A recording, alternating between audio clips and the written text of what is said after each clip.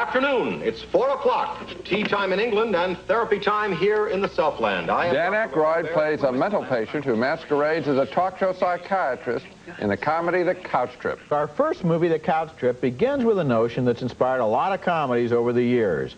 What would happen if the inmates took over the asylum? Well, in this case, what happens is a little more complicated than usual. Charles Grodin plays a famous Los Angeles radio psychiatrist who cracks up and wants to go away for a long, long vacation. And then his lawyer tries to hire the most incompetent person he can find as a replacement so his client will still have a job when he comes back.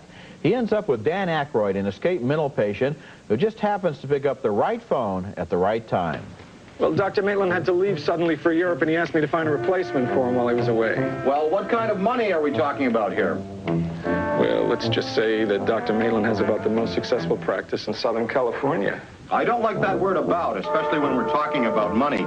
Could you volunteer a few numbers? I'd say Dr. Maitland makes in the vicinity of, we'll give or take, a few dollars, say, $1 million a year. Are you there, Doctor?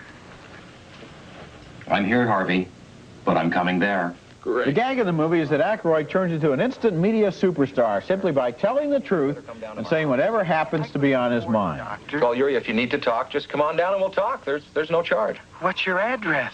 I'm working out of the offices of Dr. George Maitland in Beverly Hills. Come down and see me. We'll talk. No charge whatsoever. Okay, Yuri? Thank you. Oh, I've got everybody in my control booth here, signaling me like crazy for a commercial.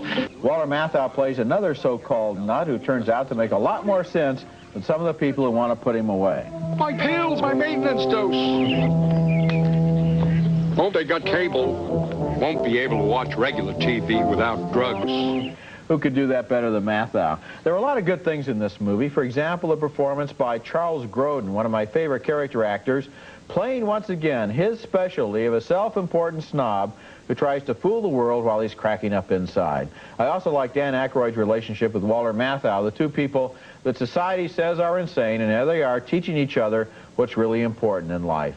But I thought the movie itself was too disorganized to make a great comedy. It was all over the map with too many characters, too many subplots, and a silly climax at the end with Dan Aykroyd turning into a hero. I would have liked it better if they just stayed at the level of goofy eccentricity instead of trying to go for some kind of parable about human nature. Well, that's where the Matthau character comes in, and I thought he would have been one character, frankly, that could have been tossed out. I also am a big fan of Charles Grodin, and I was very sorry to see him leave the action. I wanted him to come back and mix it up with Dan Aykroyd. The two of them working together a lot could have made a very interesting comedy. As a result, I don't like this film at all because I compare Dan Aykroyd on the radio with all the callers and with Robin Williams in Good Morning Vietnam, and there's just no comparison. I mean, Williams is so much funnier in a similar situation than Aykroyd, who just has really not very much funny to say. Well, I'm not sure. I mean, you could always take a movie and look at some other movie, but I mean, I'm not sure that Robin Williams would have been better as a psychiatrist than Dan Aykroyd. Not with this script. The problem really is not whether Aykroyd is better than Williams. The problem is with the script and with the fact that they take Grodin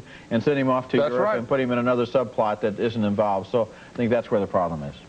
That's just what I said. Not 30 exactly seconds early. Not exactly what you said. No, that's exactly what I said. Not precisely what you said. That's exactly what I said. Oh, two downturned thumbs for The Couch Trip with Dan Aykroyd and Charles Grodin.